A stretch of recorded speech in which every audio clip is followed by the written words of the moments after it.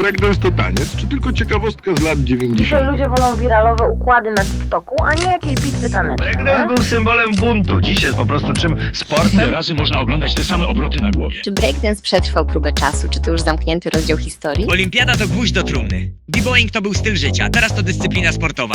To koniec. Mówią, że breakdance się skończył. A może po prostu Czy ewoluował? breakdance to już tylko relikt minionej epoki?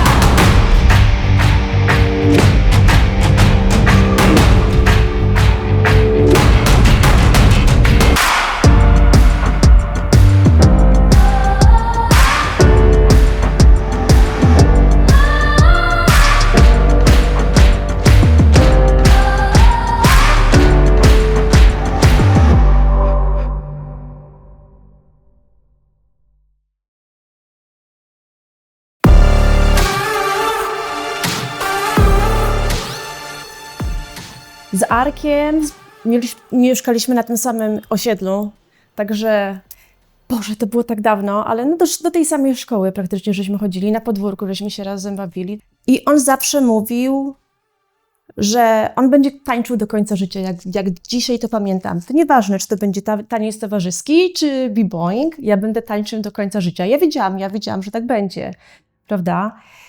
I tak jak kojarzę, to on coś mówi o tej pasji, prawda? Pasja. Trzeba się marzeniami kierować i dążyć. I on wtedy mówi, jako dzieci, 13-14 lat, to jest moja pasja. Ja to będę robił. No i tak robi do dzisiaj, prawda? Arka znam z młodzieńczych, że tak powiem, lat, kiedy chodziliśmy do tej samej podstawówki. Tylko że nadmienię tutaj, że to ja go znałam, a on nie znał mnie. Bo Arek był dość znaną osobą na osiedlu. Bardzo ciepła i dobra, pomocna osoba. No jeżeli chodzi o samego Arka, to mi się generalnie z nim bardzo dobrze współpracuje. Mam też doświadczenie z dużą ilością szkół na chwilę obecną i nie zawsze szef jest na tyle wyrozumiały i na tyle wspierający. Bo na przykład o Arku mogę powiedzieć, że zawsze jak miałam jakiś pomysł stworzenia obozu, zrobienia warsztatów, zrobienia nowych zajęć, to zawsze Arek był taki, że super, robimy to, dawaj, że on zawsze był zajarany i myślę, że on nas jako pracowników bardzo wspiera. Przez te 14 lat jak tańczę, to można powiedzieć, że Arek po części też mnie wychował. Coś jest czarno-białe, coś jest kolorowe, nie? W Zabrzu mój kolega był trenowany grupą mocno, a tutaj to było kolorowo, tutaj trenuję, coś tam się zakręciłem, uderzyłem lekko Arka w nogę i Snake'u właśnie tak udało właśnie, nie?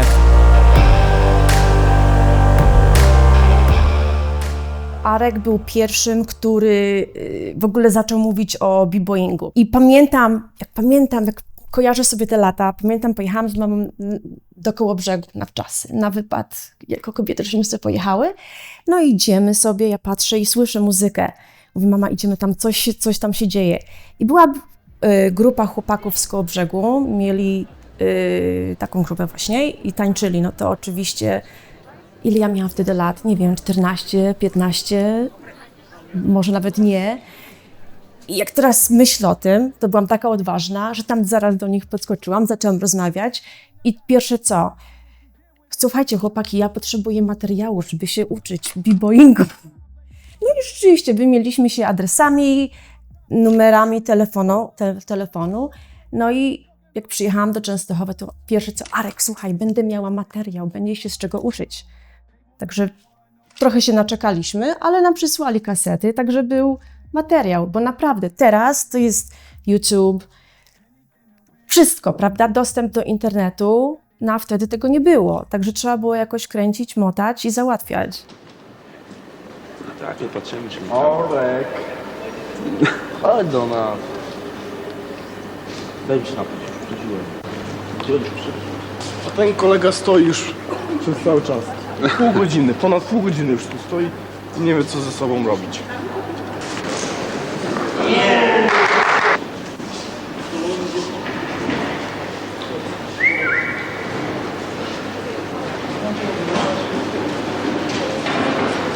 Ludzie, co się dzieje? Miasto metrzyk na głowie szaleje. zakręcił się na głowie i się nikt o tym nie dowie. A więc zaczynamy. I got no cap. You should know that. Might just let you hold that. Might just let you hold that. Yeah, that's fire. And then we gonna go something like I got no cap. Get the message. Moje początki na przełomie 1994 roku, 1995 roku moja sąsiadka poprosiła mnie o nagranie filmu, który leciał dokładnie w Sylwestra. Był to film Beat Street, Rytm ulicy.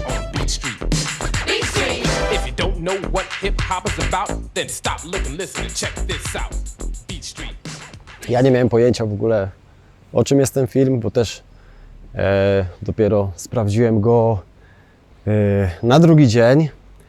Obejrzałem sobie go i strasznie mocno mnie zainspirował i dostałem strasznie mocnego kopa, zajawkę do tego, co tam zobaczyłem, a mianowicie właśnie był to film o breaku.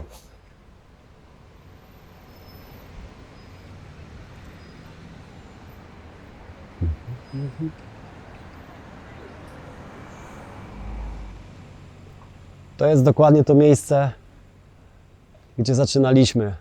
To jest blok, w którym mieszkałem. Na 3. piętrze mieszkałem ja.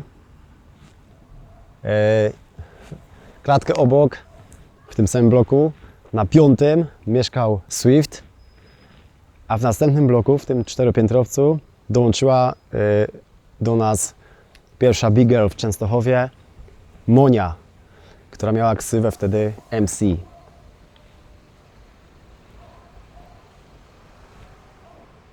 Z tego okna spuszczaliśmy przedłużacze połączone, żebyśmy mieli muzykę. A tutaj podłączaliśmy sobie magnetofon. Muzyka była nagrywana w ogóle z telewizji, z klipów, które leciały na Vivie, na MTV.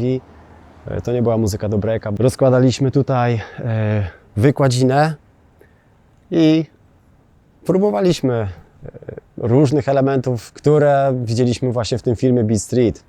Mówię teraz również o moich znajomych, którzy zaczynali ze mną wtedy. Było ich tam kilka osób, ale to grono się powiększało, ale to była ekipa taka, z którymi podłapaliśmy super kontakt i razem trenowaliśmy. Oni przychodzili do nas tutaj na ulicę, trenowaliśmy nawet jak było zimno.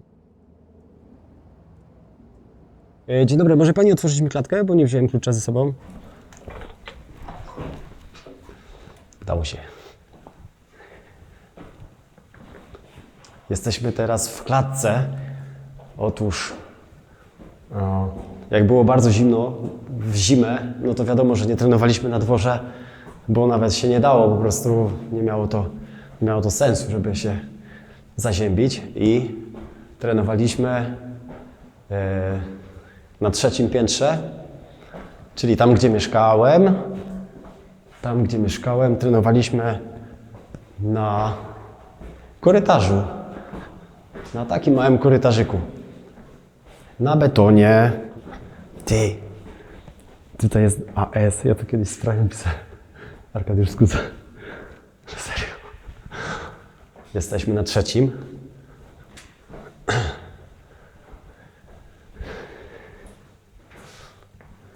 Tutaj mieszkałem, po tej stronie. Tutaj moja sąsiadka, która właśnie zaszczepiła moją pasję. Dziękuję jej bardzo. Iza, pozdrawiam. A tutaj jest miejsce, gdzie trenowaliśmy w zimę. Jak było mega zimno, to nie dawaliśmy rady, przenosiliśmy się do klatki. No i to była nasza sala treningowa. Tu.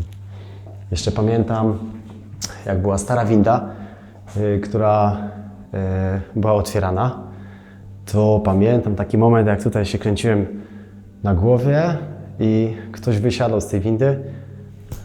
No i wiadomo, co się wydarzyło. Dosyć skąpo z miejscem, a tutaj, no tutaj spotykaliśmy się, nie wiem, tam około 5-10 osób, no i każdy tak na zmianę wychodził. Reszta stawała tutaj w tym miejscu, no bo wiadomo, że trzeba było troszkę tutaj przestrzeni mieć. Następny poćwiczył, po czym znowu zmiana i tak wyglądał nasz trening w 95 roku.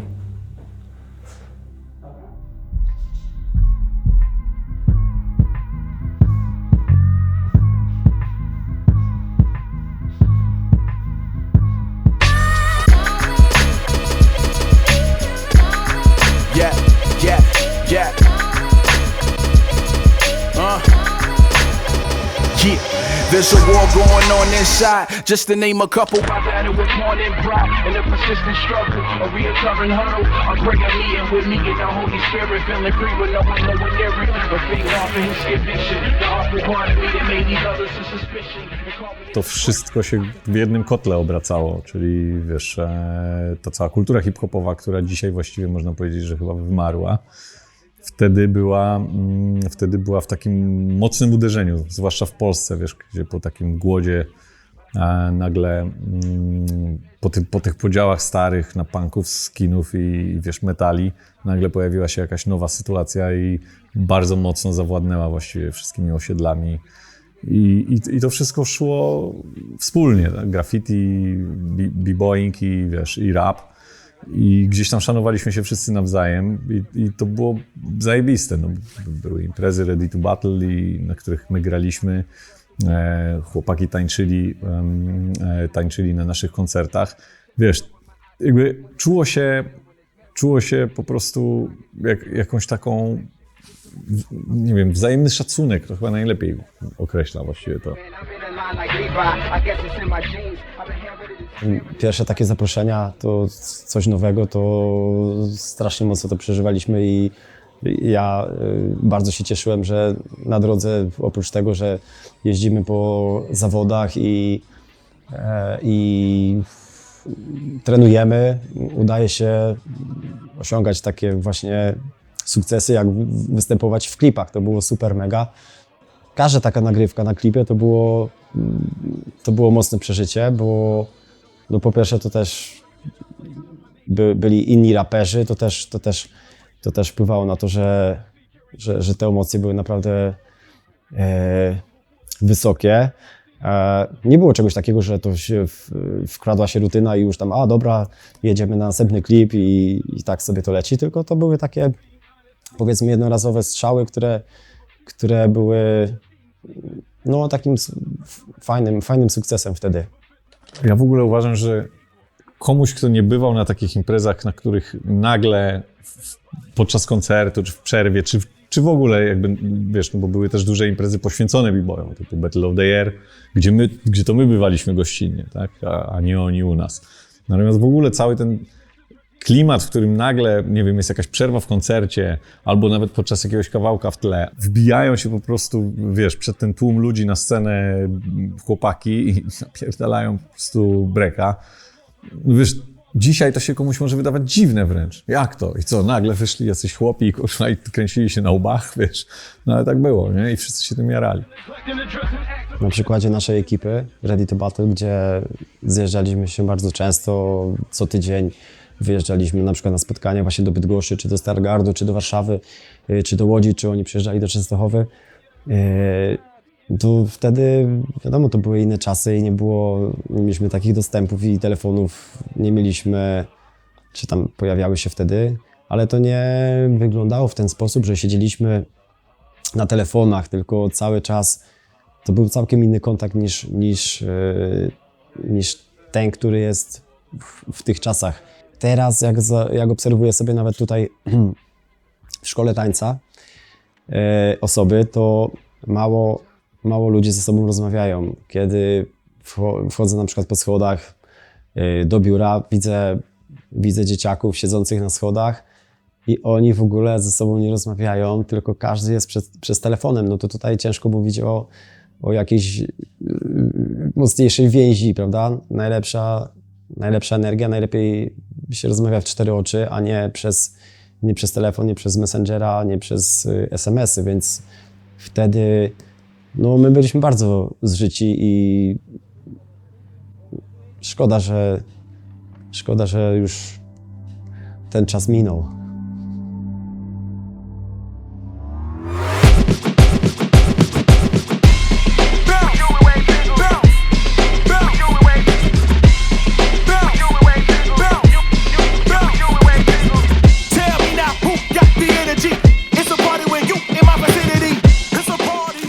Powiem, kiedyś było łatwiej, bo teraz, żeby zrobić coś nowego, coś szokującego, to trzeba być chińskim dzieciakiem, bo oni to nam cisną najbardziej i robią hardkorowe rzeczy. No a u nas w Polsce głównie Polska działa na flow, na footworku. Kiedyś właśnie to było, że jeździło się ekipą, były zawody ekipa na ekipę, się cisnęło. Na inne zawody się przyjeżdżało z innymi movesami, z innymi trikami, żeby pokazać właśnie tą dominację kiedyś. A teraz ciężko w ogóle jest zebrać 4 osoby, żeby ta grupa się nie rozpadała. W Polsce mamy może 2-3 ekipy maksymalnie, takie, które się trzymają. Właśnie jedna jest, większość ich jest tej ekipy w Krakowie, ale są porozrzucani po całej Polsce i właśnie zjeżdżają do siebie, do Krakowa, czy tam do Poznania i trenują. Teraz kultura w Stanach, jeżeli chodzi o b-boying, tak jakby troszeczkę zanika, przynajmniej w moich klimatach, prawda? Tutaj jednak to się jeszcze jakoś kręci. Wiadomo, że w Stanach jakichś takich na osiedlach to na pewno, ale nie ma czegoś takiego, że jest tak na fali, jak dawniej była. Z tego, co widzę. W tym momencie akurat b-boy Gopher, Brian, jest na dosyć fajnej pozycji w super formie i często znajduje się właśnie na podium, także to jest bardzo też miłe, kiedy podsyła mi zdjęcia i mówi, że zajął pierwsze miejsce, czy drugie, czy trzecie. To jest dla mnie bardzo, bardzo też takie wyróżnienie, że pamięta o trenerze i że też mu super idzie i się rozwija, także to jest mega miłe. Taka stylówka typowo hip-hopowa z tych lat tego Golden Era. Z graffiti w tle, z b-boyami kręcącymi się na jakiejś tekturze, po prostu wiesz, i chłopy rapują. Dzisiaj jakby używając tej stylistyki, no jakby ewidentnie używasz stylistyki retro. Ona jest po coś wtedy i ona jest bardzo jakaś. Wtedy to było normalne. Dzisiaj, wiesz, nie wiem jakby to miało dzisiaj wyglądać, żeby to nie było retro. Wiesz, o co chodzi, więc to jest trudne. Ale rzeczy wracają zawsze. Ja nie wiem, oczywiście, wiesz, nie chcę się tu bawić w Nostradamusa żadnego, ale patrząc na świat, zawsze są jakieś fale. Coś się kończy na chwilę, znika, a potem powraca bardzo często 2 razy silniejsze, wiesz. Teraz podobno na świecie wraca muzyka gitarowa, no. I wiesz, to jest też pierwszy raz w historii, kiedy hip-hop zaczyna z roku na rok być coraz mniejszy, czy tam rap. Tak? Że w sensie zawsze rósł, od kiedy powstał, właściwie z roku na rok przejmował coraz więcej rynku. Chyba właściwie dalej już po prostu nie ma nic, bo jakby nie da się więcej rynku przejąć. No już wtedy musiałoby 100% ludzi słuchać rapu, więc coraz mniej teraz zaczyna go słuchać, no bo już po prostu się przejada, tak? Ze wszystkim jest tak samo.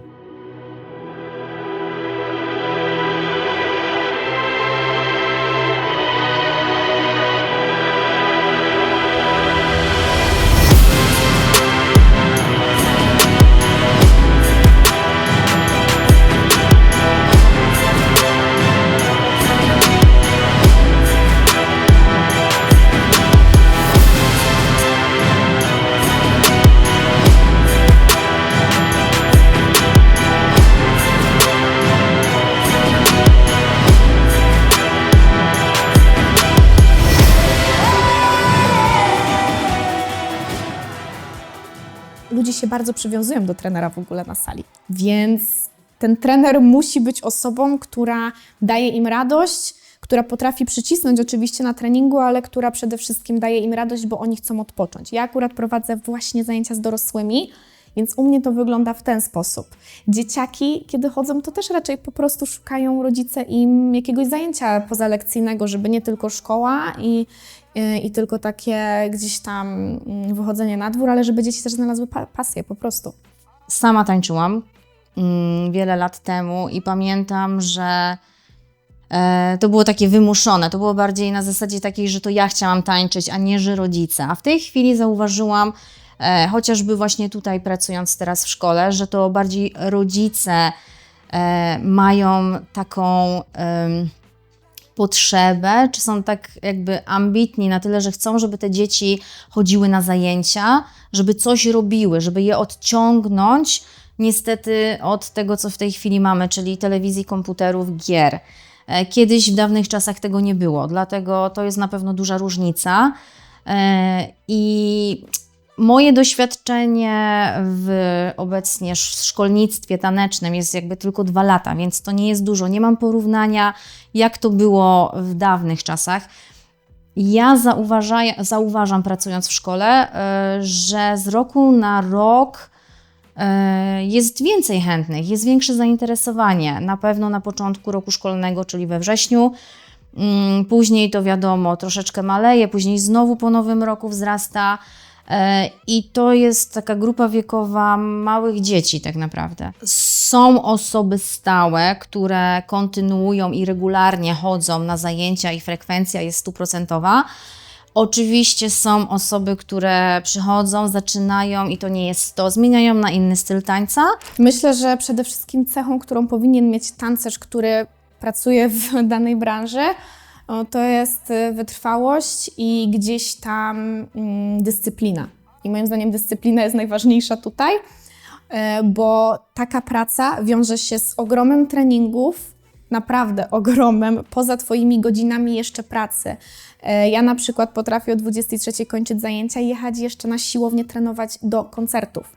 Więc ja przede wszystkim muszę być zdyscyplinowana, żebym ja dalej tańczyła na tej scenie i żebym dalej tam była, bo bez tego się nie obędzie, więc myślę, że to jest najważniejsza cecha przede wszystkim. Najlepszą radą dla osób, które chcą zacząć współpracę z artystami, gdzieś tam pracę na scenie, to jest po prostu pokazywanie się w jak największej ilości miejsc, czyli jeżdżenie na warsztaty, startowanie w zawodach, łapanie kontaktów, bo tak naprawdę tak jak w każdej branży, dużo rozchodzi się o kontakty. Ja swoją pracę na scenie też dostałam przez to, że znam się po prostu z dziewczyną, która to prowadzi i ona mnie tam zaciągnęła, dała mi szansę, którą myślę, że dobrze wykorzystałam. Więc przede wszystkim pokazywać się, gdzie tylko się da. I to się tyczy ogólnie całego tańca, czy kiedy chcesz właśnie pracować z artystami, czy kiedy na przykład chcesz po prostu prowadzić zajęcia. Im więcej Ty się pokażesz, tym więcej ludzi Cię zobaczy z tej Twojej dobrej strony, jakiego Ty masz skilla, co potrafisz. I jak gdzieś tam śledzę trendy na TikToku, na Instagramie, na Fejsie, to bardzo dużo ludzi tańczy. Bardzo dużo ludzi chodzi na zajęcia, więc wydaje mi się, że to idzie do przodu i coraz więcej ludzi chce, bo to jest dla nich taka odskocznia od codzienności.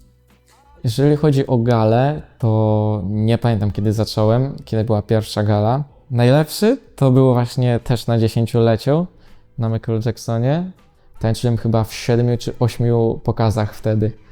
Jestem zapraszana co roku, aczkolwiek dlatego, że mieszkam w Stanach i jest taka, jaka jest praca, to nie mogę sobie przyjechać, ale bardzo, bardzo chętnie bym przyjechała. Klipy oglądałam. No jest coś niesamowitego. Widowisko jest mega. Według mnie społeczność taneczna jest coraz większa. Ja akurat działam w kobiecych stylach, które jak ja zaczynałam, były bardzo nierozwinięte w Polsce. To były pojedyncze instruktorki, które prowadziły na przykład twerk. Więc jeżeli chodzi o moje style, to na chwilę obecną jest bardzo duży progres pod kątem gdzieś tam ilości ludzi na zajęciach i ludzi, którzy chcą tańczyć. Nie wiem, jak jest w innych stylach, ale tak z mojej perspektywy, kiedy patrzę na to, ile szkół tańca na chwilę obecną się otwiera, na przykład na Śląsku jest ich ogrom. Wiesz, to jest tak jak Arek, który dzisiaj ma szkołę tańca, ale niekoniecznie b-boyową, tak? Tylko po prostu szkołę tańca, bo jest po prostu dobry w tym, co robi, tak? Legacy, this is forever. Who doing it better? Who? Keeping my head up, no ducking, no pressure. I'm tougher than leather. They thought it was over. I'm back and I'm better. The super to know, the super to know. The kid is a star. The kid is a star. Put me on a poster. Whoa! We taking it higher. The level I'm on will never expire. Never expire. To nie miałem pojęcia w ogóle, że kiedykolwiek otworzę swoją szkołę tańca. W ogóle nie było takiego myślenia, tylko Żyliśmy po prostu tak no, z dnia na dzień, nie myśleliśmy o przyszłości. I zawsze u niego będzie, że a można było lepiej, a można było to zrobić inaczej, lepiej, zawsze lepiej, aczkolwiek swoją pracą i oddaniem tej całej pasji daje całe serce i całego siebie.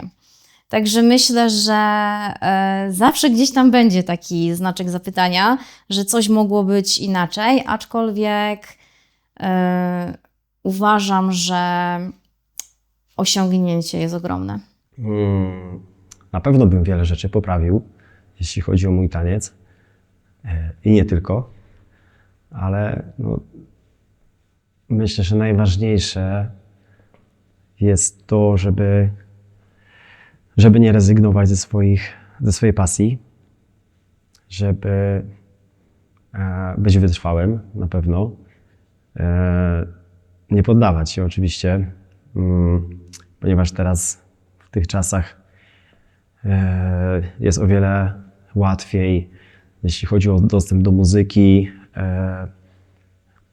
dostęp do sali, są łatwiejsze warunki.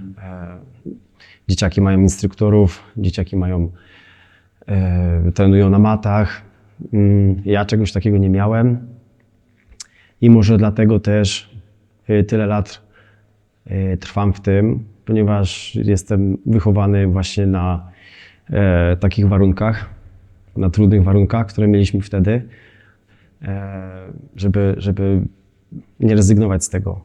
Pomimo tego, że coś nie wychodzi, starać się, trzeba w tym trwać, trzeba trenować mocno, nie wymiękać, jeśli coś jest trudne. Podziwiam Arka za cierpliwość, właśnie chociażby do tych dzieci, bo wiele osób właśnie mówi, że no to jest ciężka praca z dziećmi, malutkimi dziećmi, a on tej cierpliwości ma bardzo dużo. To są kolejne cechy Arka, których mogę wymieniać naprawdę bardzo wiele. Cierpliwość, poczucie humoru. Zawsze rozbawi, zawsze rozweseli. Choćby nie wiem co, jest tak pozytywną osobą, że zawsze wprowadza humor i uśmiech na twarzy. I to jest naprawdę bardzo fajne. Jest mi przede wszystkim bardzo miło, że faktycznie byłem w stanie Arka zainspirować w ten sposób. No bo to właściwie nie wiem, co mogę dodać. No, czego nie powiem, będzie głupie w tym momencie. Natomiast mogę powiedzieć to tutaj prosto do kamery, żeby Arek sobie to mógł później obejrzeć w telewizji. Słuchaj, no bardzo duży szacunek mam po prostu do tego, co robisz i robiłeś i wiesz, zostałeś przy tym przez całe życie. To jest naprawdę dużo i wiesz, no tak się poznaje ludzi z pasją po prostu. Wszystkiego dobrego.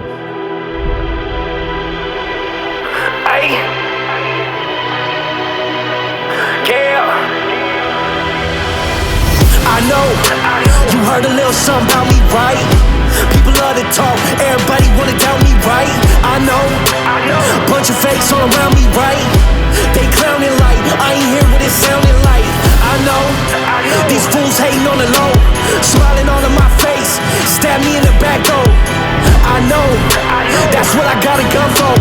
Bullets shooting real fast, bodies down real slow. I know, I'm outside on the road, money coming in fast, make sure I get more. I know, working all day long, grinding my whole life, not just on these songs. I know.